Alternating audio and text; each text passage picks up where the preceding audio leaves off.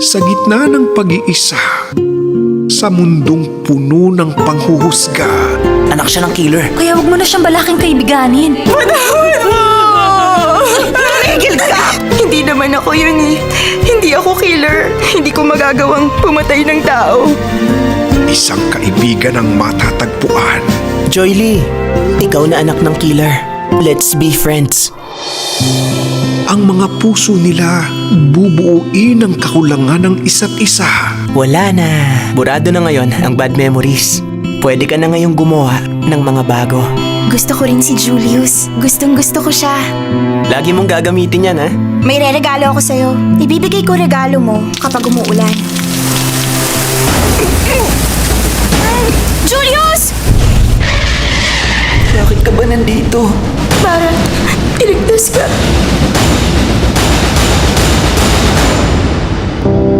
Joy! Nasaan ka? Patay na si Joy Lee. Kung hindi ka sana nakilala ng anak ko, hindi sana ito nangyari sa kanya! Ikaw ang dahilan kaya siya namatay! Kasalanan ko. Hello? Buhay pa si Joy, Dad! Buhay pa siya! Nababaliw ka na. From the first and true home of Asian novellas, Mula ngayon, ako nang maghahanap kay Joy. Araw-araw akong babalik. Hindi ako titigil. Ikaw to, di ba? Patay ka na. Wala siyang pakialam sa'yo. Hindi ka niya hinahanap. Hindi ka na si Joy Lee. Ikaw si Zoe.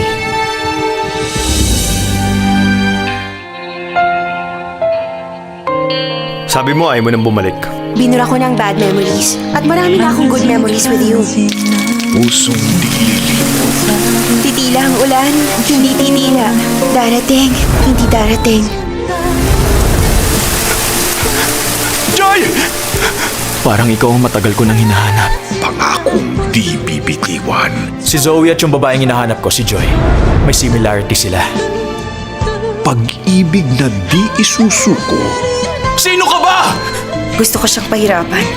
Julius Han. Sabihin mo ulit ang pangalan ko. Julius. Julius! Julius Han.